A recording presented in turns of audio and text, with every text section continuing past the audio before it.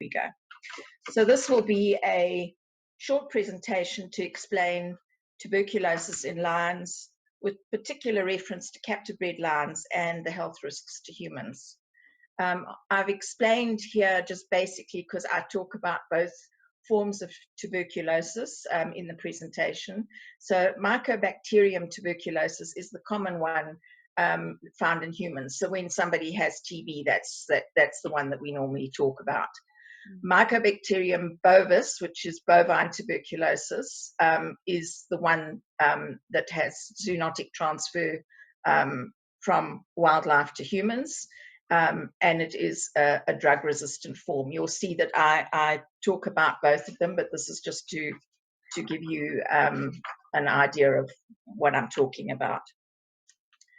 So over many years, when visiting captive lion breeding facilities, I'd noticed the number of lions that had lumps on their elbows. Often there would be a group in one cage and none in another, and I wondered why. The stock answer from the breeders was always because the lions lay on the ground. And that never rang true for me because A, it did not explain why only certain groups had them, and B, lions in the wild do not carry yoga mats when they go to the bush. So it was farcical. And for me, there was something that was not right. So the first picture in the slide here, this is a wild lion in the Kruger Park. It was an adult that was tested for TB, and you can see this lump, this hygroma on the elbow. This one here is a young lion at a very well-known captive breeding farm in the Northwest Province, and already it's showing signs of a big hygroma.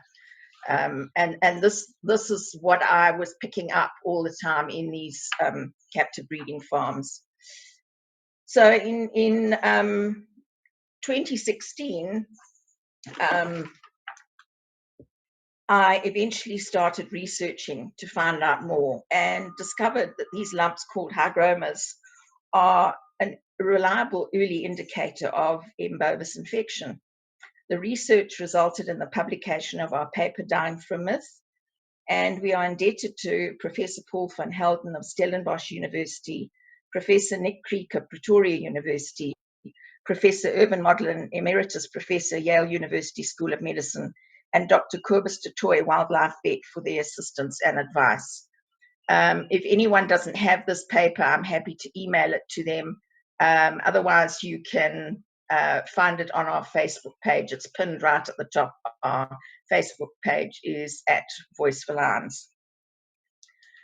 In Professor Modlin's statement to me is included in the paper, but one thing I just wanted to show here from that, he said, I would be extremely confident based upon the information you relayed to me that the export of infected lion carcasses would represent the potential for introducing a tuberculosis epidemic in a group of individuals working with that material. Such individuals would become the unwitting vectors for the distribution of tuberculosis imported from one country and then distributed in another. Sadly, the disease would not be selective for only those ingesting the powdered bone, but all those healthy persons that they were inadvertently in contact with in the normal course of their daily life. Professor Paul van Helden, who also assisted with the paper, stated, it should be noted that the organism that most commonly causes lion TB is Mycobacterium bovis, which causes bovine TB. This differs very slightly from the species most often causing human TB. Unfortunately, this organism has the propensity to cause TB in humans, often in organs other than the lung, making it very difficult to diagnose. Furthermore, it is inherently resistant to one of the 4 most important drugs used to treat primary human TB. Treatment of humans with this form of TB is therefore compromised. This therefore poses a potential risk to humans, which is arguably greater than the most common form of TB in humans. He went on to say, I am therefore of the opinion that uncontrolled exposure of humans to bones from animals, in particular lion bones, poses a risk for development of the form of TB known as bovine TB in particular, although not necessarily being limited to this form of TB only. In July 2009, Prof. Van Helden was featured in an article on Thomson Reuters Science Watch, and they cited him as the fourth highest ranked scientist in the world in the field of tuberculosis. As I say, all these professors who assisted with this paper, I don't think we can ignore their findings. Animal TB, termed zoonotic TB, poses a greater threat to human health and the economy than previously thought, according to a report published in the medical journal, The Lancet Infectious Diseases, in October 2016. This is the first time veterinary scientists, along with leaders of major global health and agricultural agencies, have come together to call for a coordinated international response to zoonotic tuberculosis, said Colorado State University's Dr. Francesca Olea-Popelka, lead author of the Lancet report. According to the International Union Against Tuberculosis and Lung Disease, while conventional TB is caused by the bacterium Mycobacterium tuberculosis, zoonotic TB is caused by Mycobacterium bovis and poses unique, unmitigated risks to public health, to food supplies, and to the agricultural sectors of the global economies. From a public health perspective, it's imperative to understand, recognize, and address the challenges faced by TB patients infected with M. bovis, as patient treatment and care differ in comparison to the most common form of TB caused by M. tuberculosis. For example, M. bovis is naturally resistant to pyrazinamide, one of the first-line medications in the standard treatment regimen of TB, whereas zoonotic TB caused by M. bovis in humans is more commonly associated with extrapulmonary rather than pulmonary TB. And that's the scary thing, because it's the extrapulmonary. It's elsewhere in the body and very difficult to discover. Furthermore, the epidemiology and most common transmission dynamics of M. bovis differ significantly from those of the airborne disease caused by M. tuberculosis. Using pyrazinamide to treat patients with bovine tuberculosis increases the risks of treatment failure and of patients developing resistance to other TB medicines. Possibility of infection becomes a major risk factor for anyone who is on medication that is an immunosuppressant or has an inherited or acquired immunodeficiency disorder, for example, HIV infection, or other factors, but not limited to those with low socioeconomic status, crowded living conditions, etc. There's also the issue that once a person catches TB, it can lie dormant for a number of years whilst it multiplies in the body.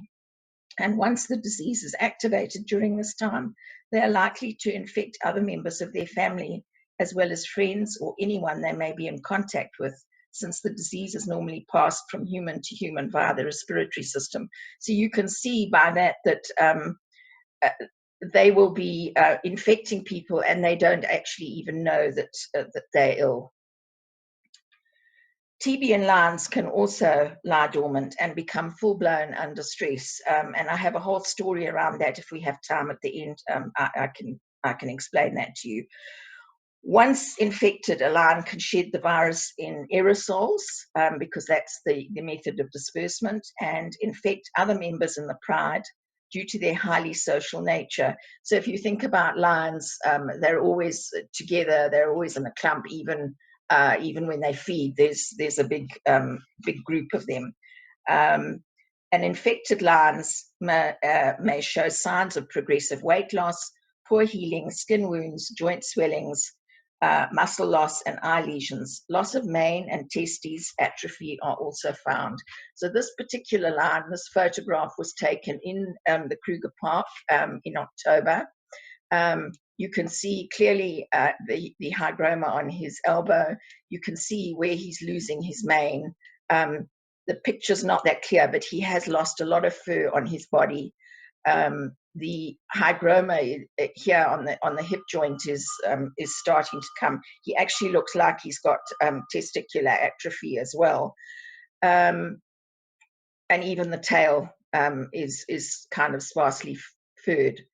So the interesting thing, when TV research was first done on lions in the wild a number of years ago, because we do have that problem, they were saying that hygromas on the elbow were found on the females, and lumps above and below the hip joint are what was found on the males. Now the males have both, so both either or. So it seems to have changed a little bit. This lion, obviously, poor soul, bless him, is not going to make it much further. So, a disease risk assessment carried out in Kruger National Park in 2008 found that once individuals are infected, the rate at which they become diseased and how many infected animals do not get to the disease state needed to be determined. It was agreed that 20% remain latent or non-diseased, and of the approximately 80% of lions that became infected, all became infectious in a 5-year period. So here is, it just shows you the extent of what they end up looking like. This was a lion photographed actually by my son in Mfolozi Park in KwaZulu-Natal. This was taken quite a few years ago. This had been quite a healthy pride, and some stressor must have occurred, and all of a sudden they all started looking like this. I think there was 4 or 5 in the pride. It wasn't a big pride, and they eventually all died. But it's quite a this is the least offensive photograph that I could find of her. And you can see here, if you, oh, sorry, here you can see how, these wounds just ooze, and it's horrible to look at.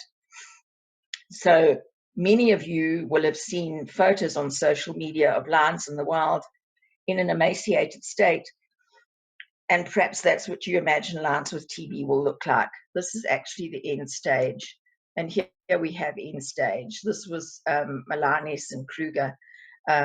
You can see her tail has, I keep doing this, absolutely no fur. She's got very little fur on her body. There's the hygroma on her elbow. She's wasted away to absolutely nothing. By the looks of this, she's been eating grass.